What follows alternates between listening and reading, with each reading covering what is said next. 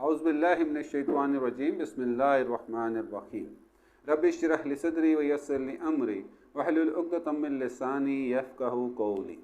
मैं हूँ शादाब अब्बासी और आप देख रहे हैं हिल न्यूज़। दोस्तों, कुछ दिन पहले मैंने रिश्तों के हवाले से एक टॉपिक डिस्कस किया था। आप लोगों का फ़ीडबैक मिला, बहुत खुशी हुई और मैं आप सबका तहे दिल से शुक्रगुज़ार हूँ कि आप हौसला अफजाई करते हैं। मैं इसी तरह चाहूँगा कि आप हर उस शख्स की हौसला अफजाई करें जो माशरती इस्लाही प्रोग्राम जो है वो आप तक लेके आता है। दोस्तों, बात वहीं से शुरू करूँगा जहाँ से मैंने पिछली वीडियो में इख्तिताम किया था। और मेरा इख्तिताम हुआ था कि क्या वजह है कि हमारे मुआशरे में तलाक़ जैसी नापसंदीदा तरीन जो फ़ेल है, अल्लाह पाक को सबसे ज़्यादा नापसंद है जो फ़ेल, वो बहुत ज़्यादा होता जा रहा है और हम जो है वो एक थ्रेट वाली पोजीशन पे हैं। तकरीबन 80 to 90% तलाक़ के मामलात रजिस्टर्ड होते जा रहे हैं। बहुत सी वजूहात हैं, लेकिन मैंने इन वजूहात को एक अपने ज़ाविये के साथ अल्लाह पाक के बनाए हुए इस निज़ाम के साथ समझने की कोशिश की है और वही पैगाम आप तक भी पहुंचाऊंगा जो बात मैं समझाऊं। अगर अच्छी लगे तो चैनल को सब्सक्राइब कीजिएगा और अपना फ़ीडबैक ज़रूर दीजिएगा। दोस्तों, हमें ये नोट करने की ज़रूरत है कि क्या रिश्तों को हम मिक्सअप तो नहीं कर रहे हैं। जिस जिस रिश्ते को अल्लाह पाक ने तख्लीक दिया, जिस जिस रिश्ते को अल्लाह पाक ने जो जो ज़िम्मेदारियाँ अता की, क्या हम वो ज़िम्मेदारियाँ निभा रहे हैं या हम एक दूसरे के मामलात में उलझे हुए हैं, एक दूसरे के मामलात को जो है वो हल करने में लगे हुए हैं। जबकि हमें ज़रूरत इस बात की है कि जो ज़िम्मेदारियाँ अल्लाह पाक ने हमें सौंपी हैं हम उन पे रहें और उन्हें हल करें। मिसाल के तौर पे दोस्तों, कि सबसे पहला रिश्ता जो मैंने कहा था वो आपसे डिस्कस किया था वो है मियाँ बीवी का, और ये वो वाहिद रिश्ता है जिसका निकाह हज़रत जिब्राइल अलैहिस्सलाम ने किया था। यानी कि इस रिश्ते को क्रिएट किया जाता है, यानी कि औरत अलग मर्द अलग, और इसके दरमियान में एक शख्सियत बैठती है। जो पहली शख्सियत है, पाक शख्सियत है, वो फरिश्ता है, हज़रत जिब्राइल अलैहिस्सलाम हैं। उसके बाद से लेके अब तक के जो दुनियावी मामलात हैं और इस वक्त जो हमारा माशरा है वो लड़के और लड़की के दरमियान में एक काजी साहब होते हैं, हमारे मुकल्ले के रजिस्ट्रार्ड होते हैं, या फिर वकालत में वकीलों के पास जाके इस मामले को हल किया जाता है। लेकिन एक पर्सन होता है और उसके साथ लड़की और लड़का होते हैं। निकाह किया जाता है, दुआएं पढ़ी जाती हैं, खुतबा दिया जाता है। उसका मतलब ये होता है कि ये जो चीज़ है, ये अमल अल्लाह पाक ने फरिश्ते को भेज के इस अमल को जो है वो पूरा किया था। यानी कि फरिश्ते को भेजा, आदम अलैहिस्सलाम और अम्मा हवा के दरमियान निकाह करवा के इन दो मुख्तलिफ जिस्मों को एक जान कर दिया। निकाह जो है वो दो मुख्तलिफ शख्सियात को जॉइंट करता है। निकाह जो है वो दो मुख्तलिफ किस्म के ख्यालात को एक जगह एक डब्बे में बंद करता है। इस वजह से दोनों अपनी अपनी सलाहियात लेके आए होते हैं और यही शायद वजह है कि अल्लाह पाक ने इस रिश्ते को ऑन टॉप पे रखा और इसको ज़िम्मेदारियाँ भी ज़्यादा दी, इन पे बोझ भी ज़्यादा है।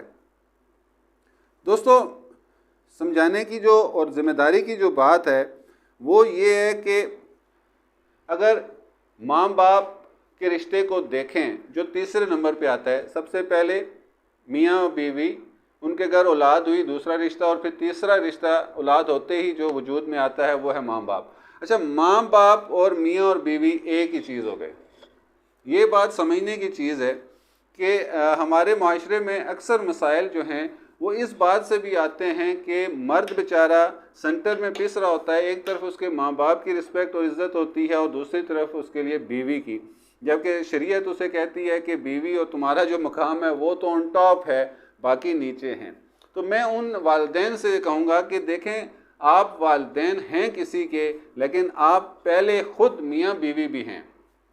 जैसे आप दोनों मियाँ बीवी हैं और आपकी प्योरिटी, आप समझते हैं कि हमारी प्योरिटी ज़्यादा है, हम पे बोझ ज़्यादा है, हम पे बर्डन ज़्यादा है, तो जब आप अपने बेटे की शादी करते हैं तो प्लीज़ काइंडली इस चीज़ को भी अंडरस्टैंड करें कि अब हमारे बेटे के साथ जो लड़की का रिश्ता जुड़ गया है, जो उसकी बीवी है, इसके लिए, मेरे बेटे के लिए अब उसकी प्योरिटी जो है वो बीवी है, ना कि हम दोनों।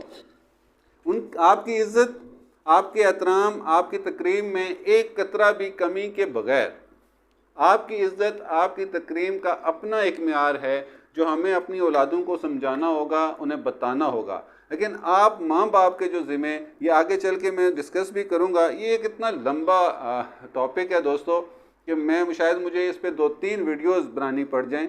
लेकिन यहाँ पहले जो मियाँ बीवी हैं, उन मियाँ बीवी को मैं ये समझाना चाहूँगा कि अल्लाह पाक ने आप दोनों को ऑन टॉप रखा है। किसी ने आपको ये लक़ब नहीं दिया, ये अल्लाह पाक के बनाए हुए निज़ाम के मुताबिक है।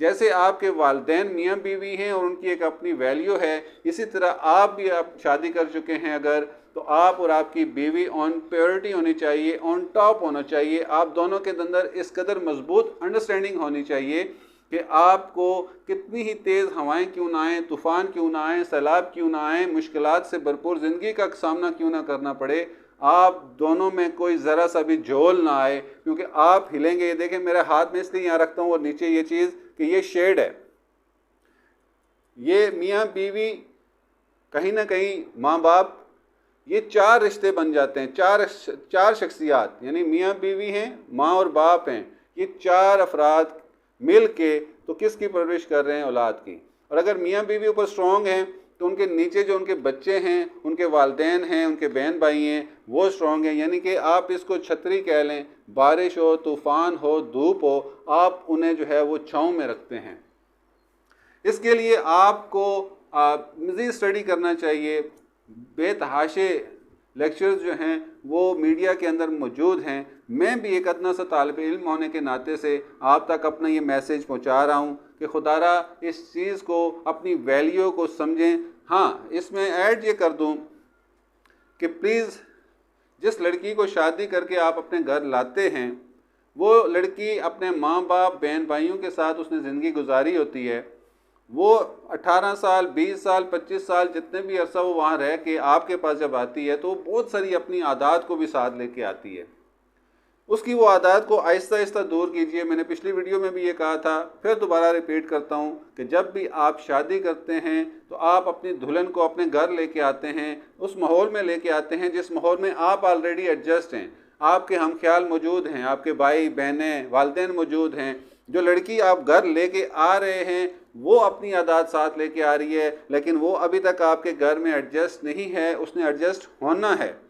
जब आप टोयोटे में बैठते हैं या किसी भी पब्लिक प्लेस में आप अपने लिए जो है वो सीट का इंतखाब करते हैं तो आपको अक्सर मुश्किल से स्पेस मिलती है। टोयोटे में अगर आप बैठे हैं पीछे 3 सवारियाँ, तो चौथी जो सवारी आती है वो बड़ी मुश्किल से अपने लिए जगह बनाती है। लेकिन जैसे ही सफ़र का आगाज़ होता है, आहिस्ता आहिस्ता उसकी जगह बनती जाती है और इख्तिताम तक वो इंसान अपनी उस सीट पे बेहतरीन अंदाज से बैठा होता है, पूरी ग्रिप के साथ बैठा होता है। इसी तरह आप भी जब आप दुल्हन को लेके आएँ अपने घर में तो प्लीज़ काइंडली उसकी आदत, उसकी हरकत को पहले अंडरस्टैंड करें और फिर उसे आहिस्ता आहिस्ता दूर करें। हो सकता है आप में स्मोकिंग की आदत हो सकता है आप में गाल देने की आदत हो सकता है आप एकदम से गुस्सा होते हों, तो आपकी ये आदत भी तो हैं। आप ख़ुद पे थोड़ा सा तवज्जो दें और सोचें कि आज तक आप अपनी आदत को चेंज कर सके हैं। हम अपनी आदत को तो चेंज करते नहीं हैं और हम जो है वो दूसरों से एक्सपेक्ट करते हैं कि भाई वो अपनी आदत को चेंज करें। ऐसे नहीं हो सकता है। सबसे पहले आपको ख़ुद से शुरू करना होता है। और मैं आप भाइयों को, मैं अपने प्यारे प्यारे भाइयों को ये मशवरा दूंगा कि प्लीज़ जब भी आप अपनी दुल्हन को लेके आते हैं उसे बहुत सारी चीज़ों को अंडरस्टैंड करने के लिए उससे जो है वो एक फ्रेंडली माहौल बनाएं और उसकी आदत को फिर आहिस्ता आहिस्ता चेंज करें। दोस्तों, इससे आगे जो दूसरा रिश्ता है वो औलाद का है।